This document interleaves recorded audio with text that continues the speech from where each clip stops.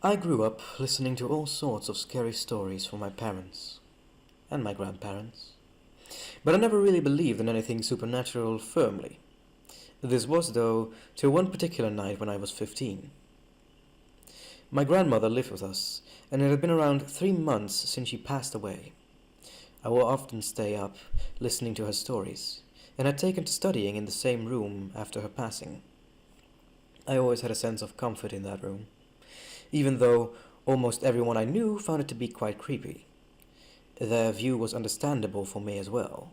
The room had a dusty old closet attached to it, which still had a lot of antiques and old chests stowed away in it.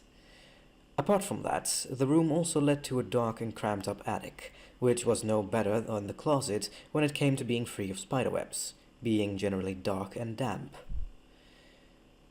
I was still always quite comfortable in that room, though. I opened up to the lounge. It opened up to the lounge, and had a window at the back, which looked into a backyard, and I would often just go to the window and stare into the darkness, lost in thought. On that particular night, though, I was preparing for my exams. I'm a night owl by nature. My brain works best in the dark. I had been staying up studying till 3 a.m. yet again, and finally feeling tired, I thought it was time to go to sleep. I left the door to the lounge open before I slept, because the light from the kitchen was always on, and I liked sleeping in semi-darkness. I had just done the same, and was on my side, facing away from the closet and the lounge door when, out of the corner of my eye, I saw the closet door opening. It did not make the usual creaking sound it made while opening. Perhaps the sound was drowned under the sound of the fan, but I saw it open slowly and surely nevertheless. This very sight scared me, and I lay completely still, to make sure I was not imagining it, and I was not.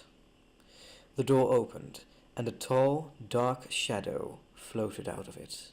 I say floated because that is exactly what it seemed to do.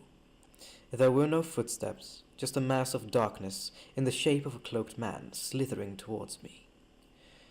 I lay absolutely still, even breathing a little more lightly. I was afraid that it would know that I was awake, afraid that it would do something. I wanted it to go back into the closet, but it didn't. Instead, it slithered to the side of my bed, where it stood tall, right behind me. I could still see it from the corner of my eye, though now I was every twitching muscle in my body, aware of the depth of my breath and the soft thump of the heart in my chest. I kept repeating, I must stay absolutely still in my mind, because I had convinced myself that it would leave me alone if it thought I was asleep. It stood right next to me for too long a while, as if observing me, and then instead of moving, it bowed down.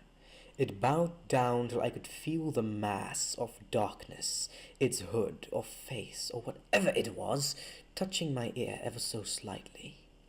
And when it started whispering, I could not understand what it was saying, and thinking back it sounded much like a snake's whisper in my ear. It kept whispering for what felt like hours.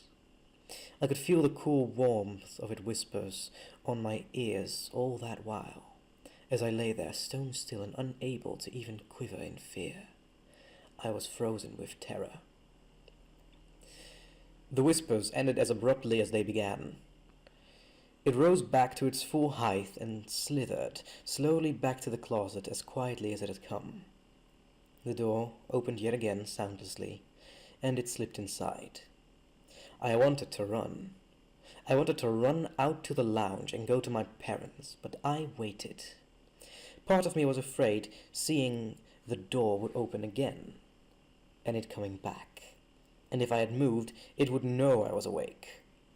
So I waited, for as long as I could, for as long as my nerves would let me, and finally, when I managed to convince myself that the shade would not be returning, I crept out of my bed as quietly as I could and slipped out into the lounge. I went over to my mother's room and found her sleeping. I sat by the corner of her bed and touched her feet. She got up. "Are you okay?" she asked me. I was, but more importantly, that told me it had not been dreamt at all, for I was still awake.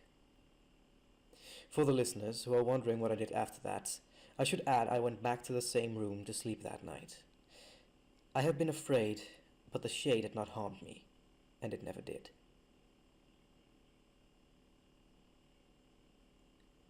Based on personal experiences by Salman Shahid Khan. This is a This is a part of a collection of real-life horror stories and memoirs currently being collected and compiled by Salman Shahid Khan. For more, please visit and follow the writer's blog, which will be in the description below.